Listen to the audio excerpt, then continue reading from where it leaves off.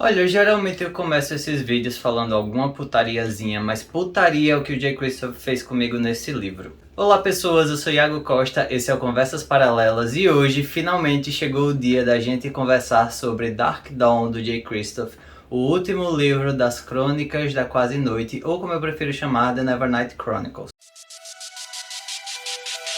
Vamos começar dizendo que não foi o meu preferido, eu achei ele complicado em várias partes e ele é um pouco arrastado. Vamos começar falando que este livro lhe dá um grande spoiler na capa logo. Esse aqui é um hardcover e o hardcover em inglês dele é assim, diferente do português que ele é todo fosco. Ele tem esses apetrechos aqui em meio que um hot stamping que brilha contra a luz. Então, se ficar estourado, eu já vou pedir desculpas por isso, tá? E ali tem o Zeus se lambendo, né? Porque tá na cota do Booktube que você tem que ter um gato e o meu tá ali.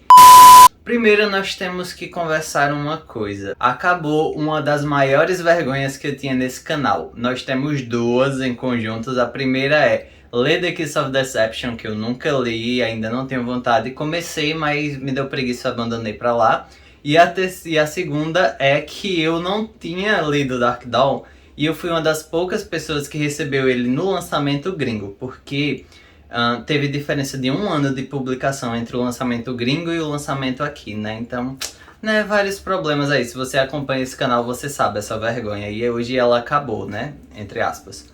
Bom, vamos começar falando que teve um gap, né? Uma diferença do lançamento entre as versões. Primeiro, God's Grave saiu em setembro de 2017 e o Dark Dawn ele saiu em setembro de 2019, só chegando aqui no Brasil, eu acredito que em março de 2021. Então teve aí esse probleminha, 2021 ou 2020, alguma coisa por aí. E bom, né? Recebi ele 1 ano antes de ser publicado e li ele 1 ano depois de ser publicado aqui no Brasil, né? Barras.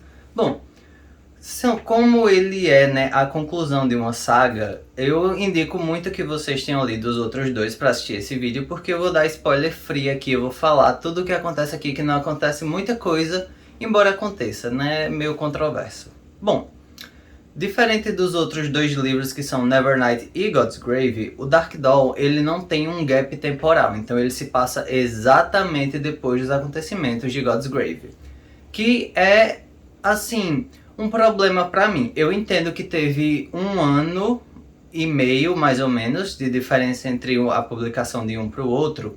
Então o Jay Christopher tinha que situar todo mundo, né, para relembrar o que é que tinha acontecido e tudo mais, mas é um livro de quase 700 páginas, sabe? Então meio que, né? Enfim, resumindo, tem praticamente 120 páginas só dele situando a Mia e a gente do que é que acontece, porque o final de God's Grave, ele acontece, entre aspas, sem a Mia. Então, os personagens tinham que situar ela, o que é que acontece, né? Que é o seguinte, a gente descobre que tem uma grande mancomunação entre a Igreja da Noite, né, a Igreja Vermelha, e o Consul Skeva, que também revela que é pai da Mia. Ou seja, o maior inimigo dela, a pessoa que ela quer matar, é pai dela. Bum! Né? Ó, que surpresa. Não achei isso meio que surpreendente, né? Faz até sentido. E aí a igreja sequestra o Mercúrio, tenta sequestrar a Ashley para chegar na Mia. Coitada, né? E aí, além disso tudo, a gente também descobre que ela fez todo aquele circo no Magna Eventus. E ela conseguiu matar o Duomo, né? Mas ela não conseguiu matar o Skeva porque era um dublê fabricado pela Marielle, que é a Tecelã das Carnes. Enfim, situando tudo isso, a gente descobre também que aquele aspecto sombrio, né, que entre aspas é um presente da Nia para ela, é o Trick que foi revivido para voltar, que é uma das coisas que mais me dá problema ao longo desse livro.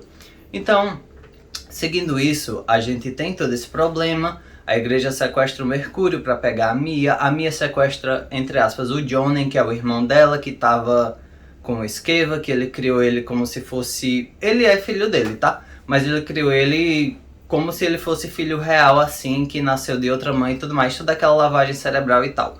Porque ele era mais novo do que a Mia, então ele não ia se lembrar de tudo o que aconteceu.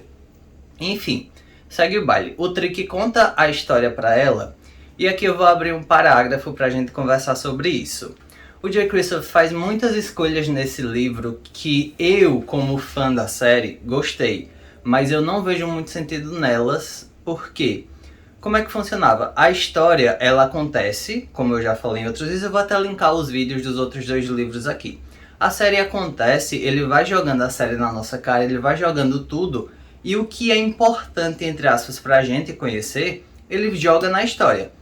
E as coisas, a abertura de mundo, as coisas extras que acontecem neste mundo, porque querendo ou não, é uma alta fantasia, ele coloca com notas de rodapé, que aqui estão presentes, e ele começa a zoar, porque o pessoal se incomodava com essas notas de rodapé muito grandes e tal, e aí ele coloca, tipo, várias brincadeiras com isso. Ele quebra a quarta parede através desse narrador, vamos dizer assim. Então, o que é que acontece? Vou recapitular um pouco a história divina daqui. A gente tem 2 deuses principais, que é o A, que é o deus do sol, né, que governa o dia, e a gente tem a Nia, ou Naya, eu prefiro falar Nia, que governa a noite. Então eles tiveram 4 filhas, e a pediu para ela dar só filhas a ele, porque ele não queria um filho para desafiar o poder dele no céu. E aí a Nia se sentia muito só e tal, e deu um filho a ele, que a gente vai descobrir mais pra frente, que é a Lua. E aí ele ficou puto, baniu ela, matou o filho e tudo mais. E aí o Trick vai levar a Mia pra uma fortaleza sombria lá pra explicar a ela a história, que foi uma coisa que não me incomodou, mas o jeito que ela foi trabalhada me incomodou, porque a Mia é uma sombria, certo? Beleza. Ela tem poder sobre as sombras, tá? Beleza. E aí o que é que acontece? A gente descobre que o A matou esse filho dele, e aí esse filho dele foi jogado e se espatifou em milhares de pedaços, que são os sombrios, ou seja, o poder deles advém porque eles têm um fragmento, entre aspas, do deus que se chama Enes, Brasil, que se chama Anais, e aí cada um é. E aí o que é que a Nia quer? Ela quer que alguém sombrio, que entre aspas é a escolhida, que no caso é a Mia, vá matando todos os outros sombrios e vá juntando os pedaços suficientes para reviver o filho. E aí, é muito complicado essa parte porque antes os deuses existiam aqui, a gente via, entre aspas, nuances da influência deles sobre os homens, mas eles não eram tão presentes como o Jay Kristoff enfiou que eles são aqui. Então, por exemplo, a Mia vai fazer essa cruzada e aí o A ordena que as filhas dele, né, as outras senhoras da tempestade do oceano, atrapalhem a jornada dela porque ele não quer o filho renascido. Então, a Mia começa a fazer várias jornadas e aí o mar fica todo puto, começa tempestades gigantes para atrapalhar o caminho. É um negócio assim, pra mim é legal porque eu gosto desse tipo de coisa, mas ficou muito jogado assim, sabe, do nada. Enfim, beleza. E aí o que é que acontece, né? Mia descobre tudo isso, descobre que a igreja sequestrou o Mercúrio e ela quer ir pra lá pra resgatar ele. Enquanto isso, o Esqueva quer o Johnny de volta e ele não quer que ninguém machuque a Mia, porque afinal ela é filha dele, e ele quer que ela seja uma arma gigante pra ela. Só que aí tem uma coisa que eu acho muito incrível nesse livro, que é um diálogo entre a Mia e o Esqueva, que ele começa a jogar na cara dela que ela só é o que ela é por causa dele, porque a raiva que ela sente dele, pelo que ele fez a ela, deixou ela mais forte e tudo mais. É um diálogo muito interessante, só que eu achei assim meio nada a ver assim, mas é muito interessante o diálogo. E aí, nós vamos seguir essa jornada. E acontece vários Deus Ex Máquinas aqui que me incomodam. Porque assim, a Mia é uma personagem foda, sim. Ela tem os passageiros dela, que são os demônios de sombra, que comem o medo dela, sim. Só que nos outros livros a gente sentia que tinha um perigo real, sabe? Ela teve muitas chances de morrer, de verdade. Mas aqui ela não tem. Ela supera os desafios muito fáceis. E aí é muito complicado. E aí a gente tem nuances de vários personagens. A gente tem o capitão do navio que ela embarca pra atravessar o mar, né? Que aí ele apostou nela no campeonato no Magna Event. E aí ela ajudou ele a ganhar dinheiro e tal. E ela matou o cardenal do Homo. Que a gente descobre que ele não... Ele, como quase todos os padres, na verdade, né? É meio sádico, ele é hipócrita, ele abusa do poder e também é estuprador, né? Nenhuma surpresa no mundo, né? Dessa questão assim. Enfim, todos os cristãos agora dando dislike nesse vídeo. Bom, E aí ele ajuda ela por isso, e ele ajuda a atravessar e tudo mais, ensina algumas coisas de piratas pra ela. A gente descobre que ele tá carregando um material altamente inflamável, enfim, coisas assim.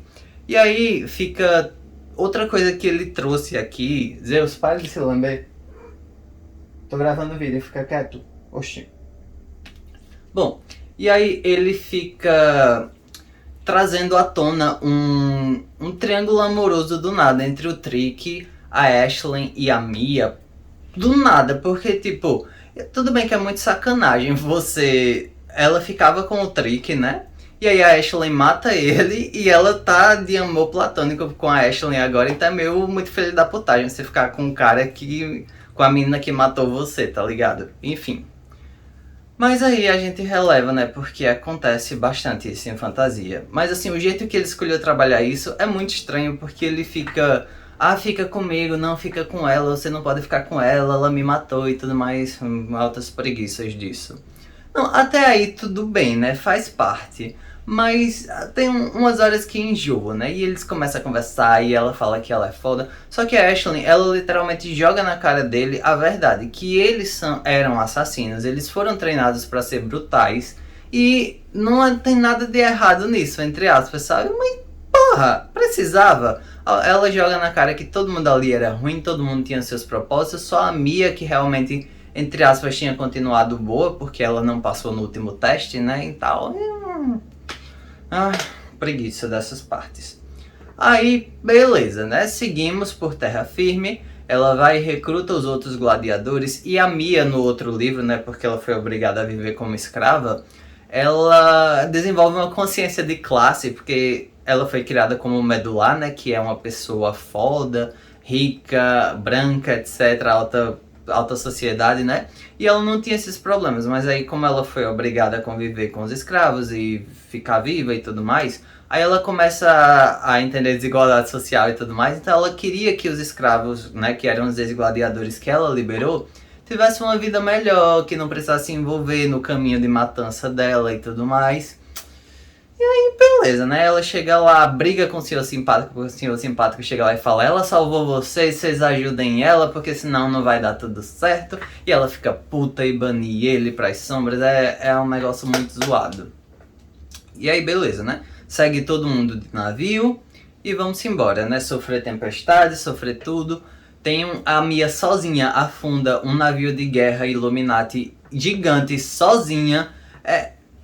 Até aí a gente releva as coisas, tá? A gente releva. E aí a gente tem outro ponto que é a Igreja da Noite. Que pra mim é, assim, uma brisa de ar refrescante nesse livro, porque eu gosto da Igreja da Noite em si. Eu gosto da Drusilla e da ilha, o resto pouco me importa.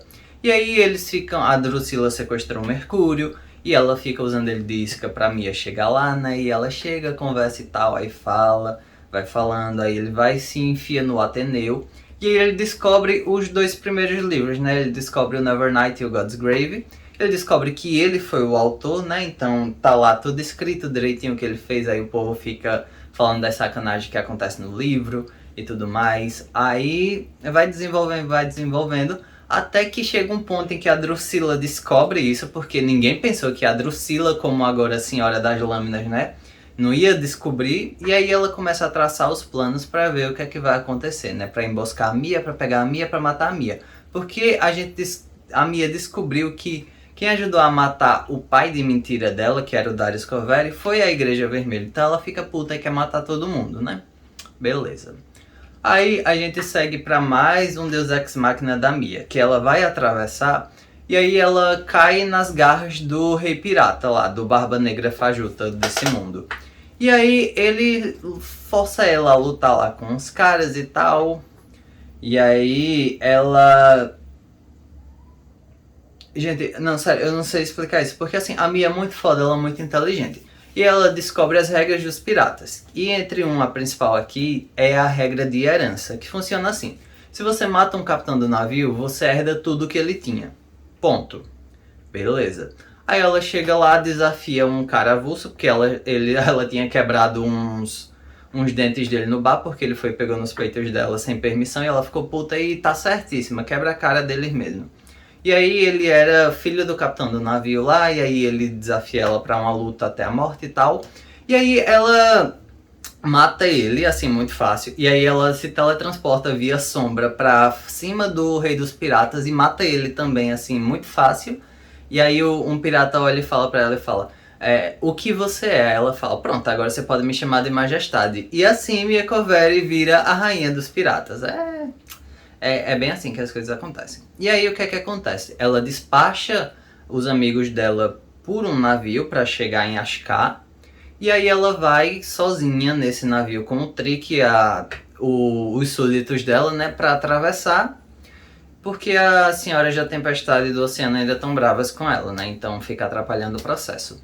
E aí tem todo aquele acervo de monstros marinhos para enfrentar e tudo mais. E o navio gigante acaba tombando e tudo. E aí acontece a primeira coisa que realmente me deixou revoltado nesse livro, que é o seguinte. A Mia, ela sempre teve esses poderes de sombria, mas ela tinha, assim, uma coisa prática, sabe? Era uma coisa muito pontual. Ela podia prender as pessoas no chão com a sombra, ela podia se teletransportar a pequenas distâncias com a sombra, e ela podia fazer pequenas coisas assim. Ela podia se ocultar nas sombras e ficar invisível, só que ela ficava cega, entre aspas, durante o processo, porque ela também ficava envolta em sombras e ficava difícil de enxergar. E aí você via que era muito forte o negócio, só que tinha pontos fracos. E aqui, tudo bem que ela matou outro sombrio e absorveu o poder dele, entre aspas, e ficou mais forte, mas não é essa diferença tão gritante. E aqui, era muito explícito nos outros livros que durante a Vera Treva, que é... Aqui em inglês ela se chama True Dark e a Vera Luz se chama True Light. Então os nomes em português / latim são muito mais interessantes, tá?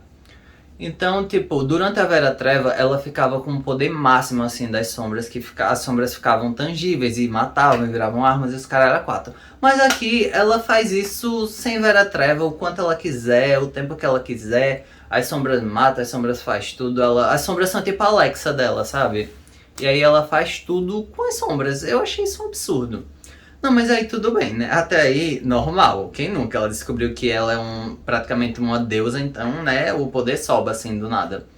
Mas aí, quando esse navio vai quebrando, ela tá em alto mar. E teoricamente, tirando a tempestade que tá acontecendo, é Vera Luz ainda. Os 3 sóis estão lá. Aí, beleza. Ela começa a achar umas sombras no meio do mar e ela vai se teletransportando no mar, tipo, na água em cima. Ela olha pra sombra, ela sai na outra sombra, ela sai na outra sombra, até chegar na costa. Minha gente, ela tava no meio do oceano. E ela se teletransporta de sombra em cima da água, até a costa. Isso é um absurdo, isso não faz o menor sentido. J. Christopher tirou isso do cu, porque ele sabia que ela ia morrer ali, não tinha como. Não, sério, você me fazia alguma coisa mais crível, mas não tinha como. Não, sério, isso aqui foi a coisa que mais me... A segunda coisa, porque tem uma coisa que me irrita mais ainda. E aí, tudo bem, chega todo aquele processo, a gente descobre várias coisas, aí a gente chega na parte da Igreja da Noite. Ah, outra coisa, tem muitas coisas aqui que acontecem. Esse livro, como eu já falei, ele tem 700 páginas, mas ele podia ter 500 ou menos muito fácil, sério, tipo... Pra mim, que sou fã da série, tem vários momentos aqui de recapitulação, tem vários momentos dos personagens se conversando, tem vários momentos dele trocando coisas que eles, né, passaram. E pra mim é interessante porque tá dentro da série, entendeu? É muito legal de você acompanhar. Mas se você não for, se você não ligar, se você não ler as notas de rodapé, é muito arrastado, sabe? São tipo 20 páginas do pessoal conversando na fogueira, 20 páginas do pessoal... falando como o mundo funciona, 20 páginas de gente comentando histórias e tudo mais. Eu achei desnecessário, sabe? Podia ter menos. Enfim, né? Aí nós seguimos para o ponto em que a Mia chega na Igreja Vermelha. O que é que acontece? O Esqueva, a gente descobre que ele também é sombrio. Ele tem um passageiro que é uma cobra, e por isso a Mia e o Johnny são sombrios, porque teoricamente eles herdaram dele, tá? É. E aí, beleza, ele vai pra Igreja da Noite porque ele quer que a Igreja da Noite tenha cria outro sósia dele pra ele aparecer em público, né? Que ele tomou o poder todo e agora ele é imperador. E aí tem nessa questão que ele vira imperador, tem um ponto muito interessante que é sobre o caos. E é uma coisa que eu defendo bastante porque, por mais que a gente saiba que possa ou não existir alguma coisa maior do que a gente tem que ter essa ideia, porque se cada um fizer literalmente o que você quer, o mundo cai em caos, porque não tem um controle, não tem uma hierarquia. Então as coisas entram em colapso e é caos puro, entendeu? Então, a partir do momento que o pessoal vê que o imperador, que o ex-cônsul foi morto, vira um cabaré, vira uma confusão, todo mundo fazendo tudo o que quer lá na República, e quando ele se mostra vivo, é assim um momento muito de imponência, que o povo entende que tem assim uma autoridade máxima lá. Eu achei muito interessante essa parte.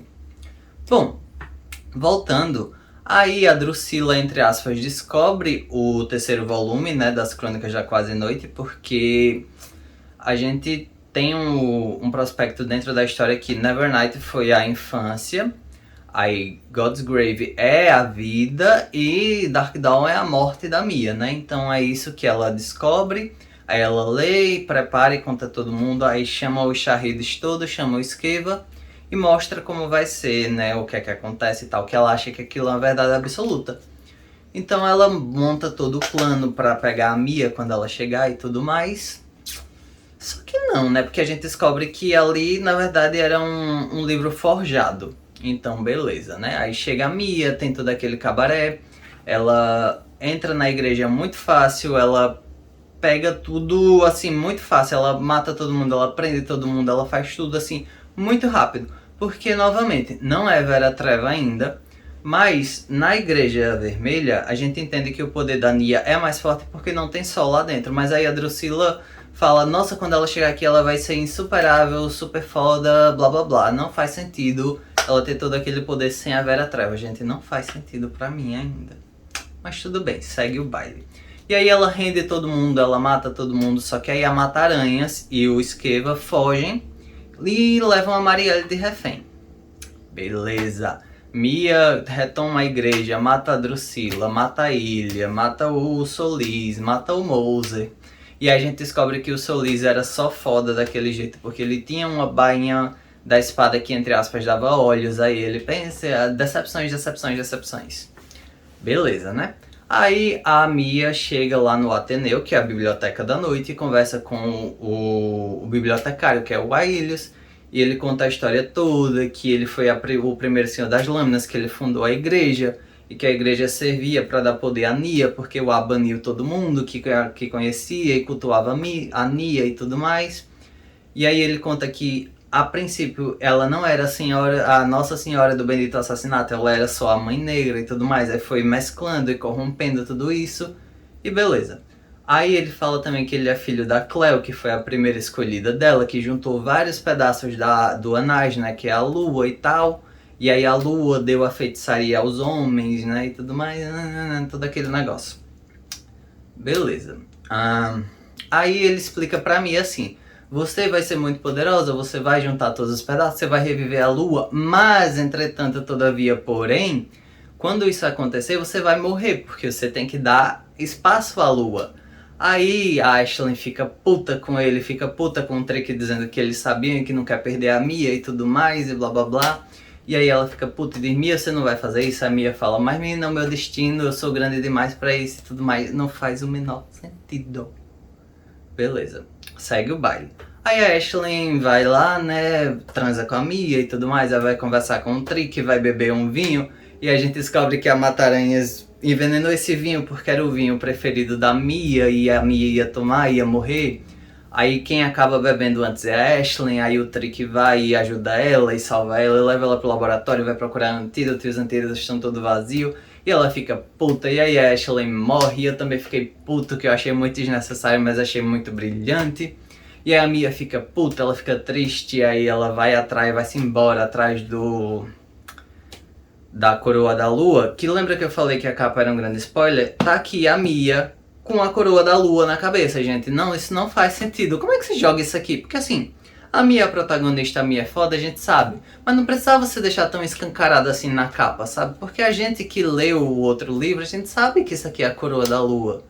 Ah, meu pai.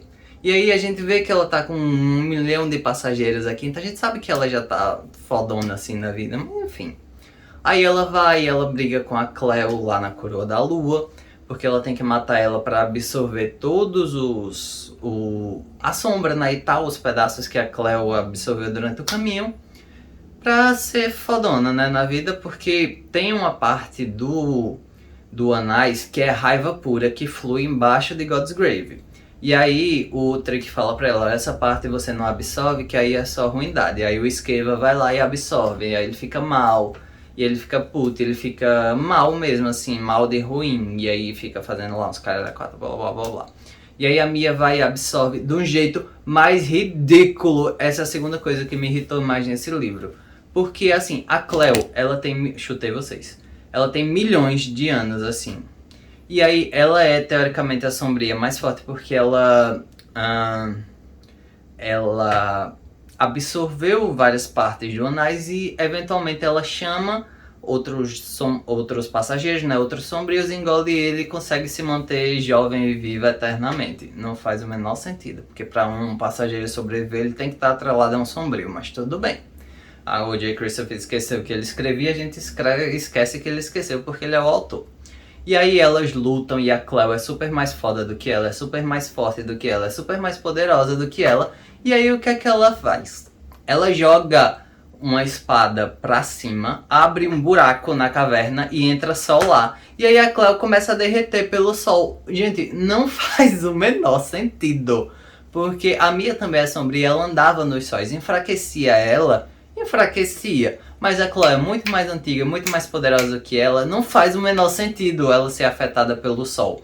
Tudo bem que ela vive nas sombras há muito tempo, mas não faz sentido isso, não faz. Vocês não vêm enfiar isso na minha cabeça que não faz. No máximo ela podia ter ficado mais fraca. Agora ela ficar assim, super se derretendo, não faz o menor sentido.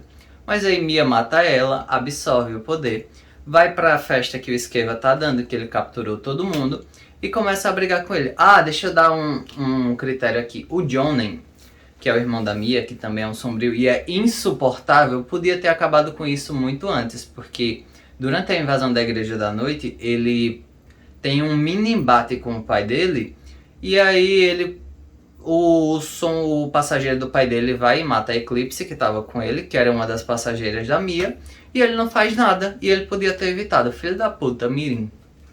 Mas aí ele volta pra lá e tudo mais e ajuda o pai, e ele conta ao pai toda a história da Coroa da Lua, e ele conta que a parte do Deus ficava embaixo de God's Grave, enfim. Ele que ocasionou todo o problema, filho da puta Mirim.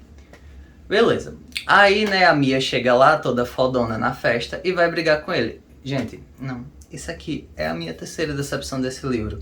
Podia ter sido uma luta tão incrível, os dois lá se matando com as sombras e com a habilidade, porque eles são assassinos, né, habilidosos e tudo mais, com a lâmina e tudo mais, e eles lá se batendo com a sombra, mas não. Eles viram kaijus, eles começam a absorver tanta sombra que eles ficam gigantes, sabe? Kaiju, tipo Godzilla. E fica lá lutando no soco, duas pessoas gigantes, e aí eles ficam lá no soco e bate, bate, bate. E aí vai destruindo a cidade, todo mundo vai fugindo, e nossa, que absurdo. Aí a Mia acaba descobrindo que ele não tem como derrotar, porque teoricamente eles estão com o mesmo poder, né? O que não faz o menor sentido de novo, mas tudo bem. Ela mata os dois, ela enfia uma lâmina gigante no peito dos dois e mata os dois, e aí acaba virando a lua. E aí a Ash, o Trick decide morrer pra voltar, pra dar poder a Ashley pra voltar à vida. Nossa, meu pai, que tá acontecendo nesse livro, sério?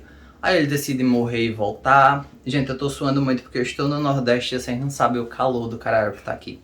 Mas enfim, aí eles decidem, né, a Ashley volta e mata Mata-Aranhas a pedido da Mia, e aí a Mia morre, vira a lua e tudo lá.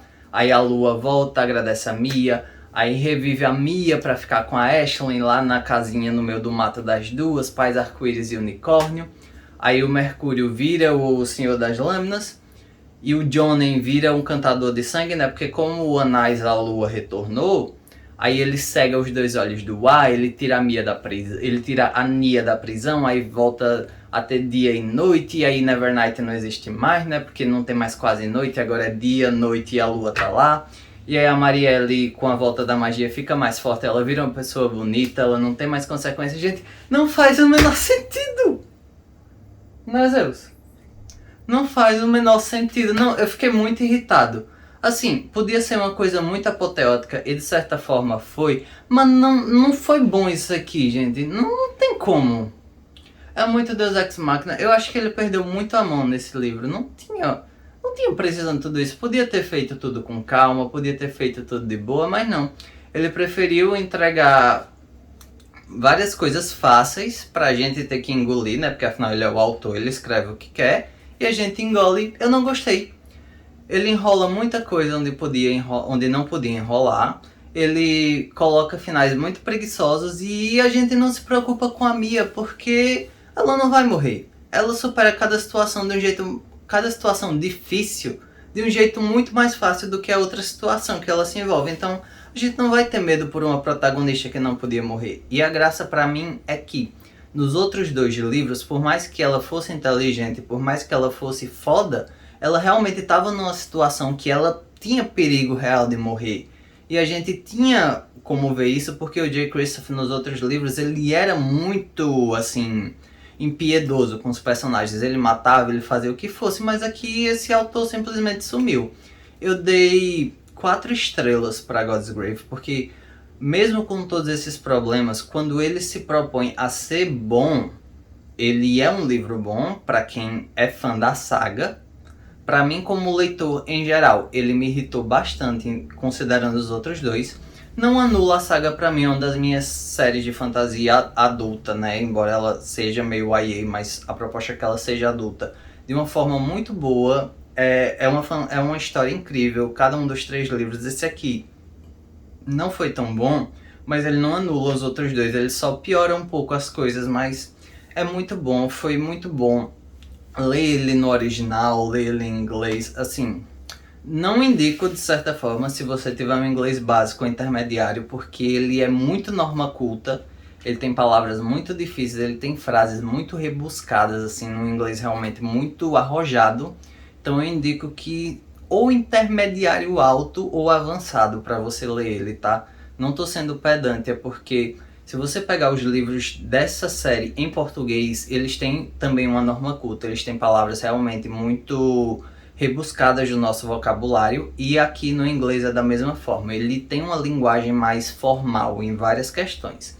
Então se você for ler ele em inglês, eu indico que você tenha um nível bom de inglês, porque você pode ficar meio confuso. Tanto em português também, mas como já tem ele em português, então vai de português mesmo. Só que outra coisa que eu acho muito estranho dessa série em si é que a plataforma 21, que é o selo YA, né, da editora VR, ela decidiu publicar eles aqui em página branca e eu não gosto, me incomoda, sabe? Você lê em página branca, não é aquela página branca que dá pra você ver o fundo, mas mesmo assim não é o papel pólen amarelado, sabe? Que é gostoso de ler. Então é isso, acabou um dos memes, acabou uma das séries mais importantes que eu já li aqui para esse canal, porque eu li todos os livros e conversei com vocês.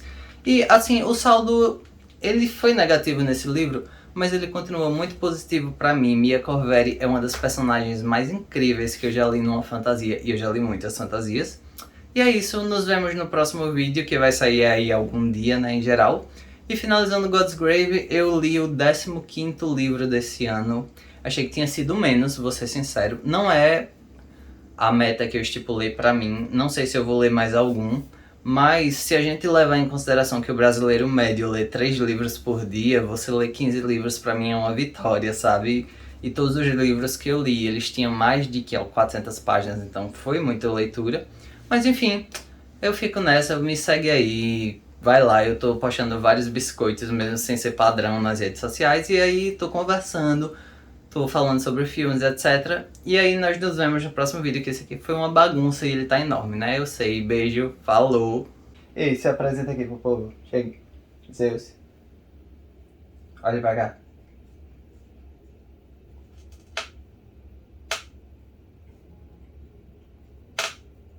Tá nem aí. E pra completar, ele parece o Kivolt, né, da Tami. Bom,